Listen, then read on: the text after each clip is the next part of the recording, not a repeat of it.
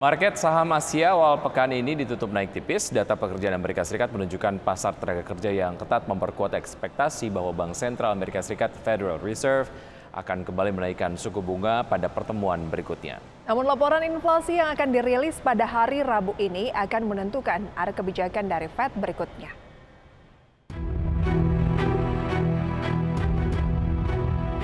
Data Departemen Tenaga Kerja Amerika Serikat pada hari Jumat menunjukkan bahwa non-farm payrolls meningkat 236.000 pekerjaan bulan lalu, sedikit lebih rendah dari 239.000 yang diperkirakan oleh para ekonom dalam jajak pendapat Reuters. Kenaikan upah tahunan juga melambat, tetapi tetap terlalu tinggi untuk konsisten dengan target inflasi 2% Bank Sentral Amerika Serikat. Fokus investor sekarang akan beralih ke laporan inflasi yang akan dirilis pada Rabu ini. Data inflasi akan menentukan kebijakan The Fed berikutnya. Investor mengantisipasi kegagalan Bank Amerika Serikat bulan lalu akan memaksa The Fed menurunkan suku bunga, tetapi inflasi dinilai masih akan menahan The Fed untuk tidak melonggarkan kebijakan tahun ini. Menurut alat CME FedWatch, pasar sekarang menilai peluang 66% dari The Fed menaikkan suku bunga sebesar 25 basis poin dalam pertemuan 2 hingga 3 Mei mendatang. Selain Amerika Serikat, sejumlah negara juga akan merilis data inflasi pada pekan ini, di antaranya adalah China dan Jerman. Apabila realisasi inflasi dari sejumlah negara di luar ekspektasi, maka berpotensi menambah kekhawatiran akan arah kebijakan suku bunga acuan global dan potensi perlambatan ekonomi ke depannya. Sementara itu, data penutupan Bursa Asia Nikkei 225 Tokyo menguat 0,42%, Kospi Korea Selatan menguat 0,87%, dan Shanghai Composite China melemah 0,37%.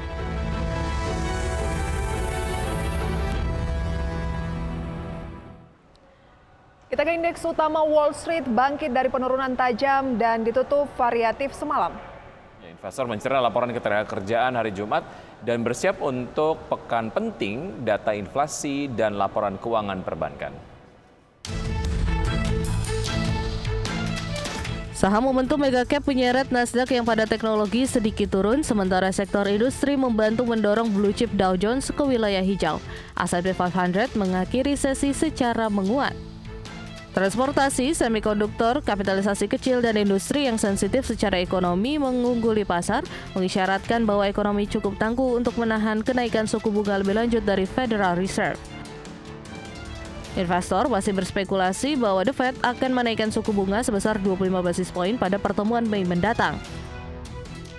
Dan kecemasan investor meningkat menjelang laporan IHK atau Indeks Harga Konsumen dan IHP atau Indeks Harga Produsen minggu ini.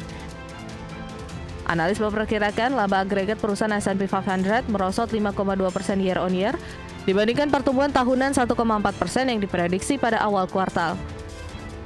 Produsen Shell Oil Pioneer Natural Resources Co. melonjak 5,8%, menyusul laporan pembicaraan awal potensi akuisisi dari ExxonMobil Corp.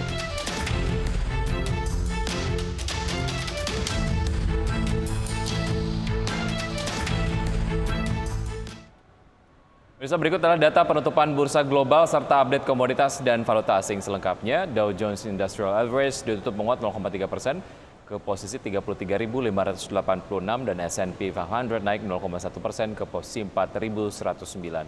Sedangkan Nasdaq Composite Index turun tipis 0,03% ke posisi 12.084. Kami tampilkan grafisnya, pemirsa, untuk Wall Street ataupun mungkin Bursa Amerika. Beberapa indeks utamanya. Yang turun rendah ya. itu sebenarnya hanya Nasdaq begitu ya, yang turun tipis sekitar 0,03% pada penutupan dini hari tadi, pemirsa ya.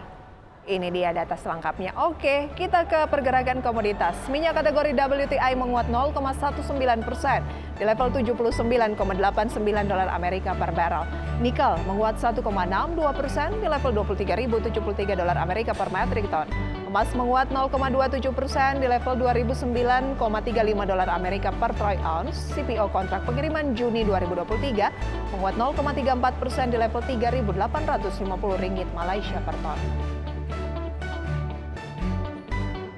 Kita ke falas, pemirsa, pergerakan rupiah terhadap sejumlah mata uang utama dunia terhadap dolar Amerika Serikat di level 14.889, terhadap euro di level 16.197, dan terhadap pound sterling di level 18.469, terhadap yen Jepang di 111,8.